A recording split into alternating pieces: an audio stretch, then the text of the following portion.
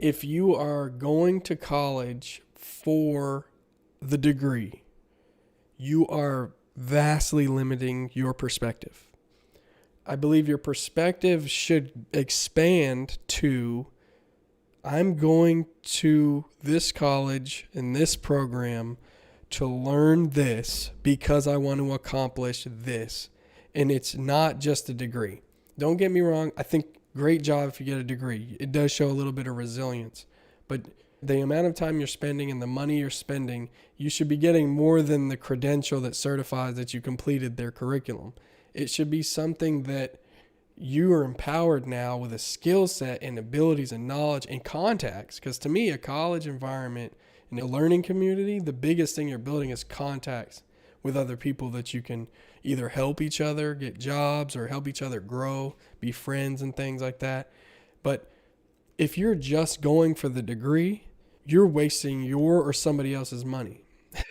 Because I know a lot of people, they get it paid for, whether they're military or they have a scholarship or something, or FAFSA, which is financial aid in the United States. I will preach this till the day I die, is I need more people to consider why they go to school. I'm not against school. I'm actually for, if it's a good program and it's well known and it's also high quality, that you actually go to school, because it can provide a nice little structure and format for you to go further. But so many programs, I can specifically speak for like technology and computer technology, IT and cybersecurity, so many degrees, they are scratching the surface of what they really could be teaching and showing to their students. They could be building data centers that their students work in, right? When you're in class, you're going to a data center. I've worked at community colleges where, I've worked with people, my mentor and others, who we built a data center basically that students would come into, and they're coming to not a lecture hall. They're coming into a computer lab where they get to work with routers, switches, servers. They have admin rights, and they get to, we get to play around. I'll shut their computer off, send scripts to their computer, troll them a little bit, and they get to kind of feel, okay, this is how it is. I can build from scratch. I can set things up. And yes, textbooks are used, video courses are used, but the essential learning experience is designed, and it should be designed around the nature of the industry. For example, if I'm going to school to become, I'll say, a penetration tester, right? Let's say I go to school and say, I want to be a pen tester. And I say, where do I go? And I find a school that offers a cybersecurity program, and I don't even look at their labs. I don't even go visit. I don't even go see what they actually offer. Then I don't know how good that's going to be. And I might spend over $10,000 and not get a good education. I've seen this with a lot of boot camps, not saying all of them are bad, but with a lot of them. And to me, like, there's websites now, for example, like Hack the Box Academy, that are doing the pen testing stuff online in a really hands-on way that's working, and people are getting skills and they're getting jobs. I don't think they should try to compete with the colleges. I think they should try to partner. More of these industry partners, or in the industry, needs to partner with colleges to help them make the curriculum better. Whether it's just, doing the curriculum, helping them with curriculum mapping to your platform, helping them train instructors, things like that. Like, that stuff is what a lot of people are missing right now. I think a lot of people, they want to build their own thing so they can start being the ones making all the money and stuff, and sort of monopolize someone's learning process. But the colleges are still in place. It's a decent platform, but I just think there's a lot of room for growth, and I can only speak for the IT and cybersecurity side, because that's really been my specialty for the past 10 years. And that's what, I teach at a community college. I just see the power of it, because to me, for example, I graduated from community college, and I had the best learning experience that I have ever had in any college. Because I went to universities too. I went to a couple of universities, did not finish their programs, not because they were too hard or something, but because they were feeling like a waste of time. I was busting my butt to basically go into lecture halls and hear like in an lecture hall of 90 or more people, where, you know, it's the quality was not the emphasis. And it was basically just getting as many people through as possible, like a learning factory.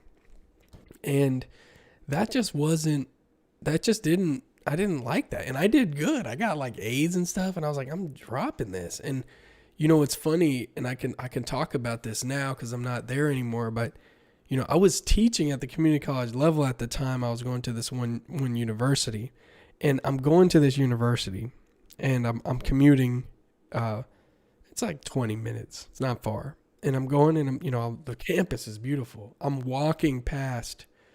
They're building like new buildings. They're building hotels. They're building recreation centers that are just state of the art.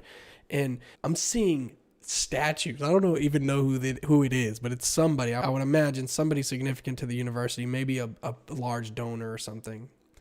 And I'm seeing these statues. I'm like, wow, you know, this is like a city. This is a grand palace of sorts. And then I'm going to a class where the book is from the 90s. And this is a technology class. It was a computer science course. And I'm like, where are the priorities? Are you not vetting the quality of the experience? Are you just worried about how things look? You know, because I'm telling you, you know, sometimes you're better off self-studying on some of these sites alone, standalone, independent, than you are going to some schools.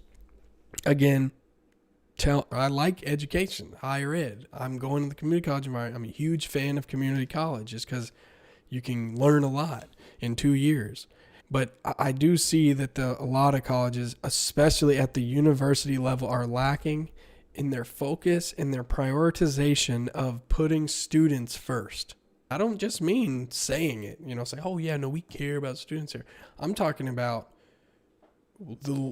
let's deep dive into the learning experience. Are you treating that like a service? Are you treating that like it's the product and service that you're delivering to people who are paying customers?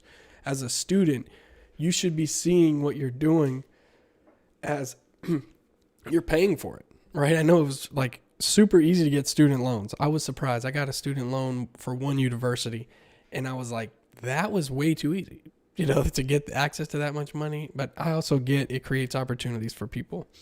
So I won't touch on that too much. Look at the fact that you're a paying customer. As a student of a university or college, you're a paying customer.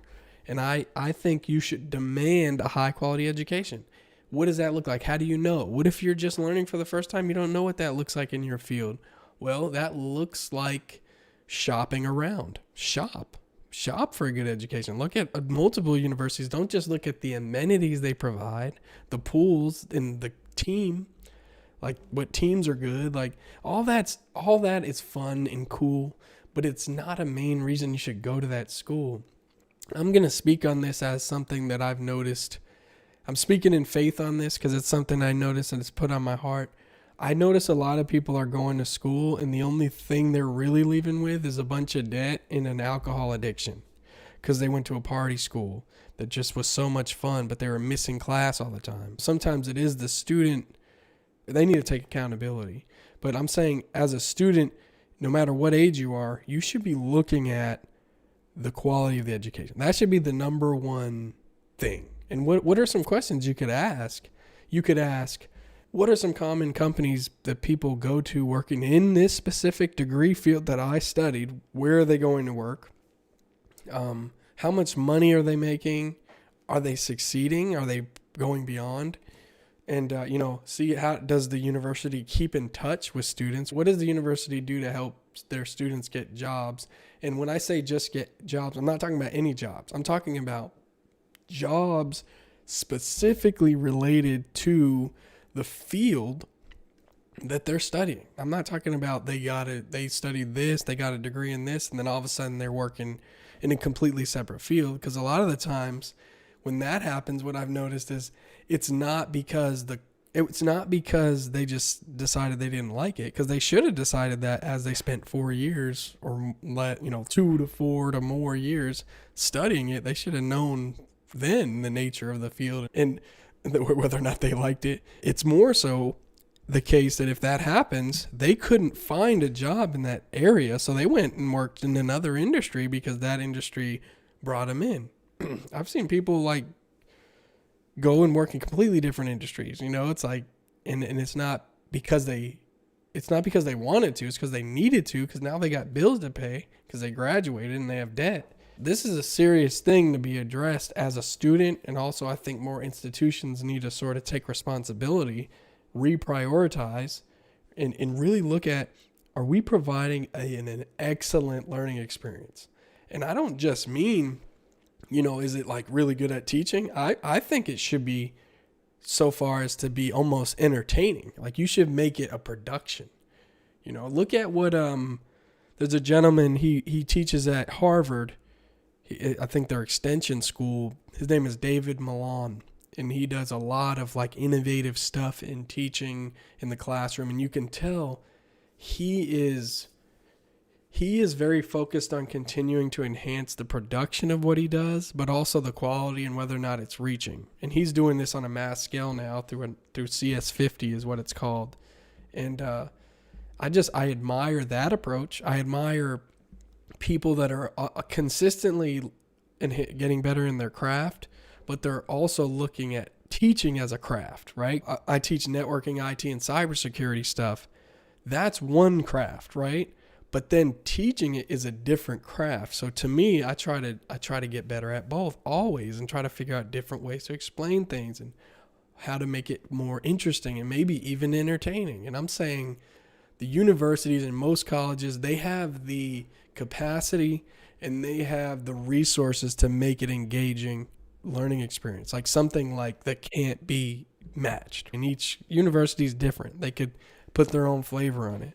But it's not enough to be like, hire the best researcher in your area. It doesn't matter if they're good at teaching. Like, that's stupid. I've come across university professors, they didn't want to be teaching the class. They hated students.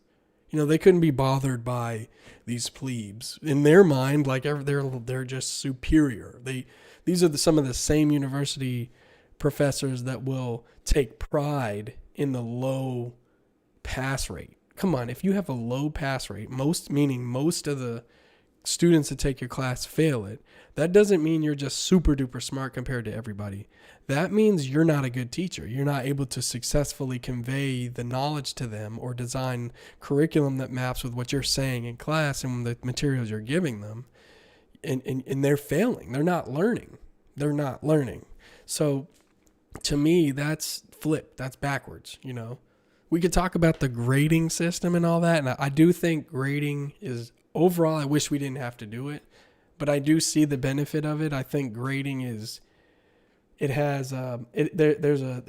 an academic currency, if you will. And it's also a motivational factor.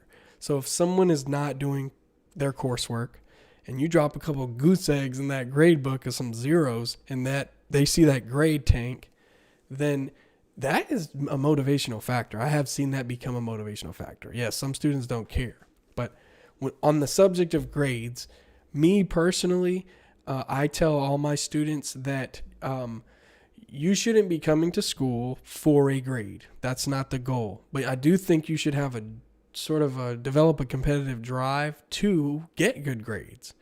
But get good grades not by cheating, because cheating is a big deal. And cheating happens a lot. And what do I mean by cheating? Looking up all the answers to quizzes and such and such. But what I see is the grading system helping be a motivational factor. Because if you see a low grade, it's impacting you and you could fail the class. It changed my perspective when I was a student, when I realized, and this was before I knew I could be a good student. I used to think that I had a learning disability or something. Like, I thought I was dumb. I thought like I didn't have the capacity to learn new things other than like playing basketball. And this is several years ago.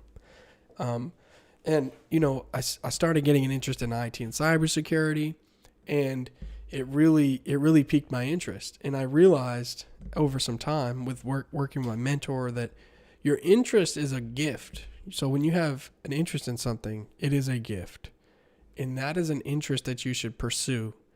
If you're learning it for fun, if you're learning it without needing credit to learn it, which is the point I'm trying to make, then that is something you're going to excel in, even if you suck at first. Because guess what? You are going to suck at first. I promise. Every new thing I'm learning, I suck at it at first. I'm just terrible.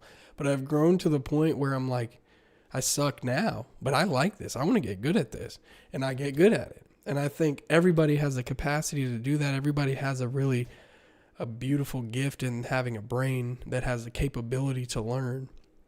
And if you find your passion, you should chase that. But also have high standards when it comes to learning, have high standards when it comes to, the teaching you're getting and receiving. And if you're going to be a teacher, if you already are, that you have extraordinarily high standards for yourself and your ability to reach, teach, and empower others.